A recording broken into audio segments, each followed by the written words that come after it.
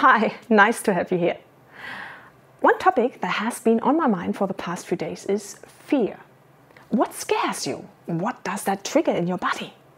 And is this fear really justified? Let's find out.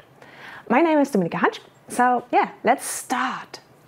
What is fear actually?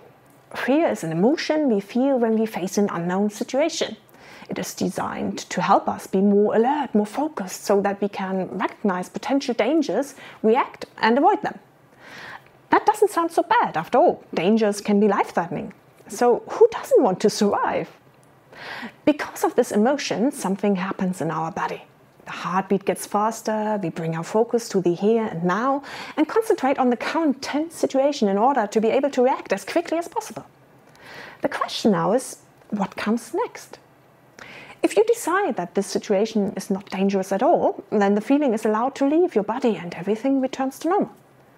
Blood pressure drops, heartbeat gets slower, everything. But in most situations, something else happens to us. We fall into a kind of thought loop, what if? And that on a continuous basis. Our brain loves mind games and can keep this merry-go-round running for an incredible long time. That is, the thoughts create more fearful feelings and the feelings keep creating scary thoughts. If I have to give my lecture today, then someone will laugh at me. When people laugh at me, my face turns red. If my face turns red, then I lose the thread. If I lose the thread, then I make a fool of myself. I shouldn't give this lecture at all, right? The thing is, there will always be people who don't understand us or don't want to listen to us because they're busy with their own problems. Therefore, your lecture, your appearance is not in vain or ridiculous. Because the far greater part of your listeners or viewers will be absolutely enthusiastic and thrilled about it. They will take something out of it, maybe change their behavior and benefit from your suggestions. Okay, another example. It's weekend. You have a tummy ache and you're not feeling well. You have to go to the doctor, right? Who knows what that is? Oh, maybe it's X, Y, Z. I haven't been feeling well for weeks, actually. Could it be cancer? I recently saw this documentary. It showed that it can happen so quickly. And my neighbor next door, it hasn't been discovered for ages. And suddenly you can't think of anything else. Because where your attention goes, your energy flows. So if we are constantly focused on the current fear of a situation, we can no longer see the other possible explanations. We limit ourselves, avoid everything possible and set out ourselves boundaries and walls that are actually not there. Because our mind only created them through the if-then thought carousel. And it likes to keep them alive with further thoughts. Interestingly, the game also works the other way around. So here's an example.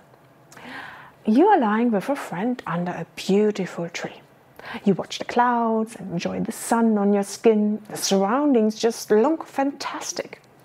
Everything is fine. It's so great here. You explain to your friend, for all the money in the world, you wouldn't trade this moment for anything else. Your friend nods. Suddenly, he asks you a question. What if someone offered you $10,000 for it? No, not even $10,000 is your answer. And for $1 million?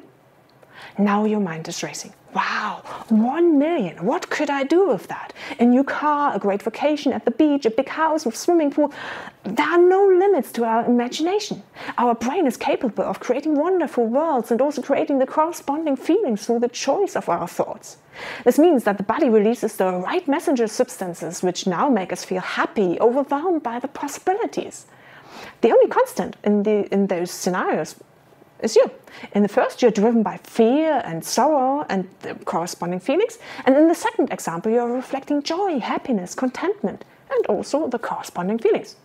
You can now use this knowledge for yourself. Next time you're scared, acknowledge it.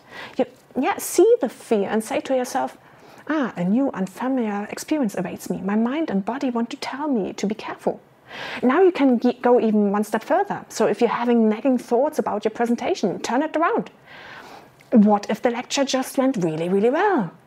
What if after your presentation everyone asks you how they could join your program or get more information from you? What if you were booked for a big gig by one of your favorite companies to present your project there? As you can see, things can get really interesting. With this little trick, you can stay calm and evaluate your options. Another question you should ask yourself is, how often in your life haven't your premonitions been confirmed in exactly the same way? Conversely, can you find examples where they have not been confirmed? This gives you the opportunity to realistically reflect on what is behind your fear and whether these reasons are really justified. Of course, it's easier to do nothing and leave everything as is. The suffering you know is better to assess than the suffering you don't know about. I wish you the courage to find yourself and overcome the fear. Okay, enough for today. If you liked it, give me a thumbs up. And if you have some remarks, some comments, then write in the comments. Otherwise, I'll see you again next week. I promise. Okay? Bye-bye.